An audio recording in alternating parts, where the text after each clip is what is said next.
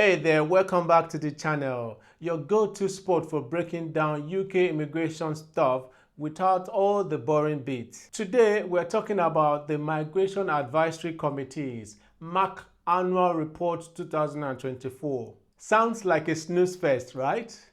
Don't worry, I have got you. Big changes are coming with the new Labour government, and trust me, you will want to hear this. Let's get into it. Quick intro for the uninitiated.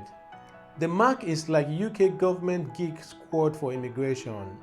They analyze data, figure out what is working, and give Parliament the lowdown. Every year they drop a report packed with insight and recommendations. This year, 52 pages across 3 chapters. But no stress, I am breaking it down for you. Alright, Chapter 1 kicks things off with net migration trends and how they connect to skills policy. Here is the headline. Net migration has been through the roof. Between 2021 and 2023, the numbers were wild. Why? 2 main reasons. International students and skilled workers, especially in health and care. But here is the twist. By late 2023, health and care worker visas tanked. Why? Stricter rules with tougher vacancy tests and bans on dependent and care workers. Even with that dip, care roles are still a huge chunk of work migration. So, while the government says they are cutting migration, we are not seeing the full impact yet. The MAC point out that immigration is not a magic fix for skills shortages. Sometimes low pay and bad conditions are the real culprit. Plus, even if UK workers get upskilled, employers might still prefer hiring migrants for the perfect fit. Messy, right? Fiscal impact of skilled workers. Now, Chapter 2 is where things get number heavy, but stay with me, it is all about the fiscal impact of skilled worker migrant versus UK-born workers. Check this out. Skilled worker migrants contribute £16,300 a year on an average to the UK economy.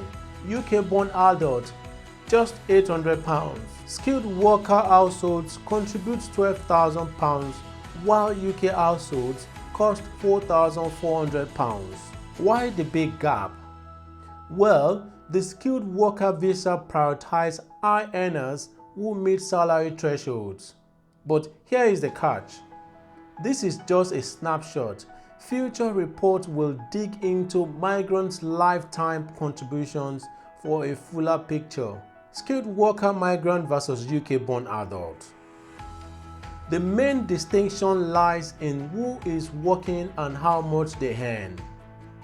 Skilled worker migrants are generally high earners because their visa requirements include salary thresholds and specific skills.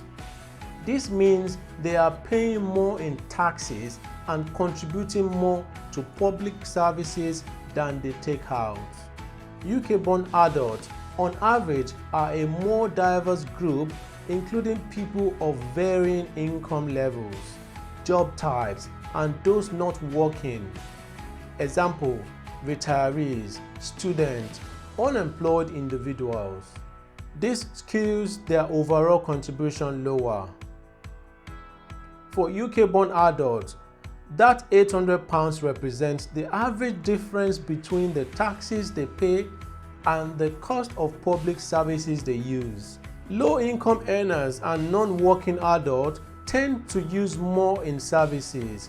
Example, healthcare, education, welfare benefits than they pay in taxes, bringing the average contribution down significantly.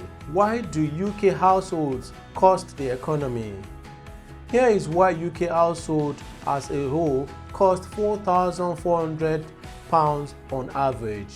Dependency ratio.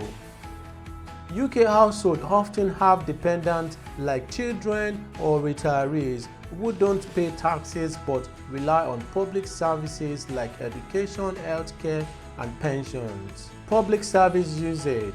Households use infrastructure and services, example, NHS, schools, transport, funded by taxpayers. In many UK households, this cost outweighs the contributions made by working members. Income levels. The median household income in the UK is significantly lower than the salary thresholds for skilled worker visas.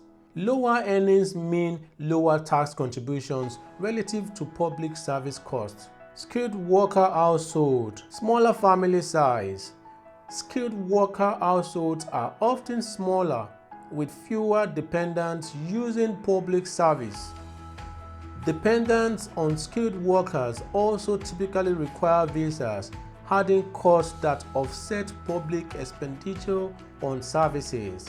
Short-term stay. Migrants on temporary visa don't usually access welfare benefits or pensions, so they contribute without drawing heavily from these public resources. The big gap in contributions. The difference boils down to earning power and public service use.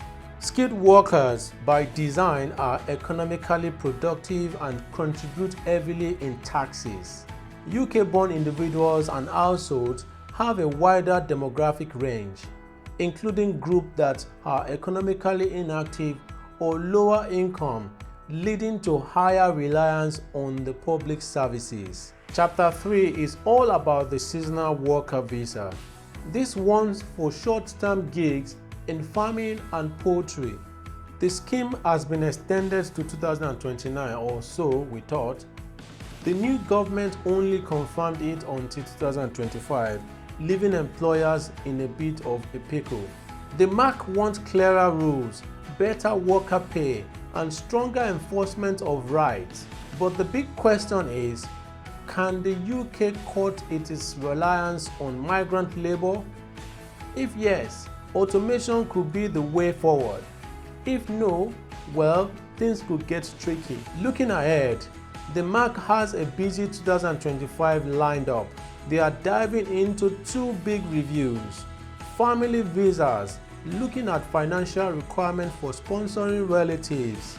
Public submissions for this review have already hit record numbers. IT and engineering visas, examining how dependent these sectors are on migrant workers and ways to boost local hiring. Plus, they will now provide yearly updates on how different sectors are using the immigration system. Now, if you're an employer, heads up, the government cracking down on businesses skating immigration rules. If you are sponsoring workers, make sure your processes are solid.